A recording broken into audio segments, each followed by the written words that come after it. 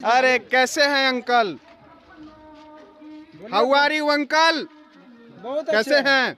बहुत अच्छे हैं। बहुत अच्छे हैं। ठीक। कुछ हाथ में लिए हुए हैं, दिखाइए लोग को। देखिए गांव में अगर आप आइएगा तो हरा सब्जी में आपको एकदम ताजा पेड़ का मुनगा है, सहजन है। सहजन ही है ना?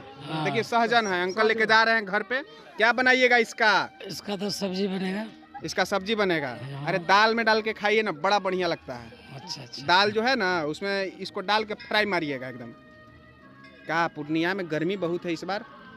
हाँ गर्मी तो है। कौन चुनाव वाला गर्मी है कि ऊपरे वाला गर्मी नहीं है? नहीं सूरज चुनाव वाला गर्मी है। हैं? चुनाव चुनाव तो वाला क्या है। लग रहा है किसके पक्ष में? देखिए हम लोग जो है ना हाँ